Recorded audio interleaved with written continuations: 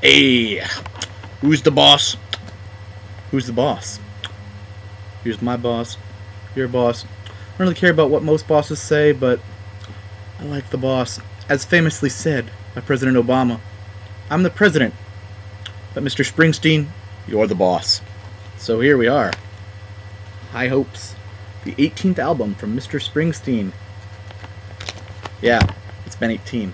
So, without a doubt, some history on Bruce Springsteen, because those of you that don't know, there's a lot to this guy. Seriously. So, here we go. This one, Bruce Frederick Joseph Springsteen. That's right, born September 23rd, 1949. You seriously know that, because this guy is 64 years old and still doing this. All the touring 3-hour shows. He's an American musician and songwriter, best known with his work with the E Street Band, nicknamed The Boss.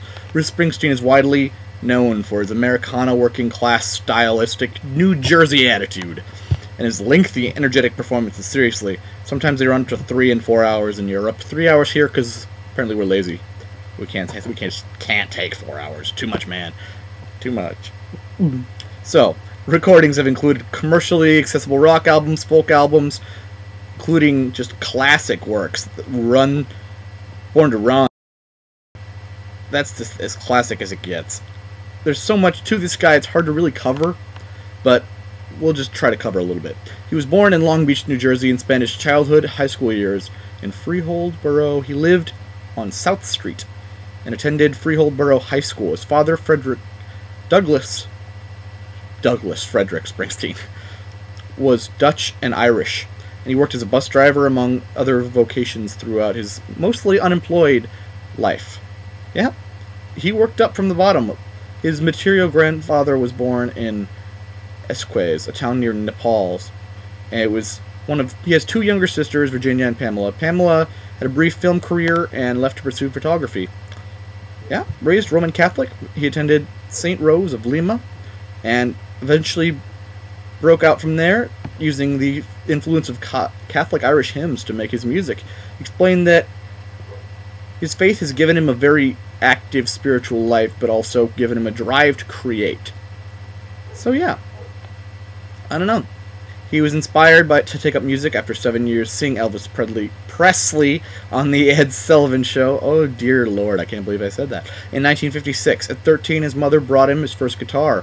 For $18 the next year, he started playing for audiences, first at a trailer park in New Jersey on Route 34, and then at the local Elks Lodge in 65.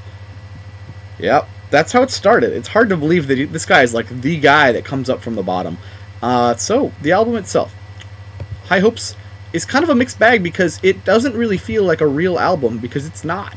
It's not the actual follow-up to our Wrecking Ball of 2012. It's just sort of, he threw it together in a week off from the end of the Wrecking Ball tour in Australia, with fill-in guitarist Tom Morello. That's right. This album was put together with 3 covers, a bunch of outtakes, and some new material. I swear, he's just like, Tom, I can't do it, Tom. I need this stuff. I haven't written at least an album in 2 years. I need this stuff, man. I need the junk. Come record with me. I need you to record with me. Please record. I just can't do this. 2 years. We're gonna record. Oh, that feels good, man. Just lay down that guitar solo, just like that. Oh yeah. It's like a drug. Sorry for that overly sexual reference. But this is seriously what it feels like, because he doesn't need to do anything, and this isn't even an official follow-up. It's sort of him and Tom doing stuff. But it's awesome for that, because it doesn't need anything. It's just him out there with a really legendary guitarist working on some stuff that he's done in the past. So it's, I don't know, it doesn't really fit a theme, and it's hard to describe, because some of the songs date back to 2000, like a re-recorded version of The Ghost of Tom Joad and American Skin 41 Shots. Some of these date back a long time, and there's covers on here, outtakes like The Wall, even like strange songs that don't seem to fit. It's a tough one, so we'll go through it. High Hopes, the lead single, is just fabulous. This is probably the reason he released this album, because this is an amazing song. The best of Bruce Springsteen right here. He does what he does best, and it's so awesome. The best of Bruce, the best of Tom Morello, the best of the E Street Band all together, and if nothing else, just download this song. It's awesome. It's what makes this album click for me. After that, you get to Harry's Place, which is Tom Morello really adding in some extra guitar work with this song, and it's one of the stronger songs on the album. It's a jazz rock jam, and it really is pretty awesome. It's an older song again, but it doesn't matter. American Skin, 41 Shots, is a reworked 2001 B-side made into a gorgeous hymnal. Again, this is a slower one, but it's one of the best songs on the album. Just Like Firewood is a classic Bruce Springsteen jam. Nothing you haven't heard before, but good jams from him aren't exactly a problem. I mean, really. Down in the Hole is a slow building folk song. It builds up to a great duet with strings in the background. It's like an Appalachian-style ballad, and it's awesome. I mean, it's a really good song. It's different for him, but it's cool. Heaven's Wall features a backup choir and a string section. It's another very Tom Morello heavy song. The chorus is very strong, which is good because it's all chorus. It repeats itself a lot. It's a little repetitive, but it's still a good song. Frankie Fell in Love is an old, finally released song. It's your typical Springsteen song from that era of, I don't even know. It doesn't sound like a lot of his older classic stuff because it was an outtake, but it's nothing wrong. It's his stuff. Stick to what you've got when you've got it working for you, right? This Is Your Sword is another folk song. This is a classic, like, Irish Catholic sounding folk song.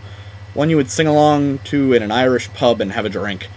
Hunter of Invisible Game is a slower folk song. It's another sing-along, but this one's more classic ballad-like. The Ghost of Tom Joad. Here we go. I think that Bruce Springsteen and Tom Morello are actually digging each other way too much on this song, because this is one of the more rockish songs on the album, and he really just lets Tom Morello go. He lets him off his leash a little too much, and the end of the solo, that's awesome guitar solo, in this 7-minute song, turns into this rage-sounding solo. It's got that classic things going on in the background, and you're like, that's a little too much for this, Tom. This is Bruce Springsteen, not Rage. Chill. Just chill a little bit, man. I know you're excited. After that, you get to The Wall, which is another outtake from this. It's a slow, classic Springsteen ballad. You've heard it before, and you'll hear it again, but you know what? If you liked it the first time, you'll like it this time. After that, the final song on the album is called Dream Baby Dream. It's a slow, fade-out ending ballad. It's a pretty awesome song. It's a cover of a song about staying positive, and it's the perfect ending to an album. It's covered by the band Suicide. Yeah, that's the name of the band, I swear. It's actually just a really pretty song about staying positive, even though the name of this band that wrote it originally is called Suicide. Yeah, let's stay positive, guys. Name this song Stay Positively. I can't even think that through a band that Suicide wrote a song about being positive. It may be an ironic. I don't know. Anyway, it's a solid song with the highlights including High Hopes by far. Just High Hopes is the biggest one. After that, we got American Skin, 41 Shots. Following that, we've got Dream Baby Dream is the other really big highlight here. I think that those three, mostly. There's other stuff that's really good, like The Ghost of Tom Joad is a good song, but it just falls too far out of the range of normal. I think that if you really appreciate it, you'll like it, but it's so ragey. It's a good album, though, for an outtakes album, for a covers, outtakes, and rarities album put together in a week. It is really darn good. I mean, it has more sort of sense than the last one, even, because it actually feels like it has more of a organized sound to it than Wrecking Ball did, which, not to say it's better, but it's got its moments. You gotta feature this stuff, you know. You got good stuff in the background, feature it. So, I'm gonna give it 4 stars. It's really not a bad album. It's not wonderful, but it's good. So that's it. Thanks for listening.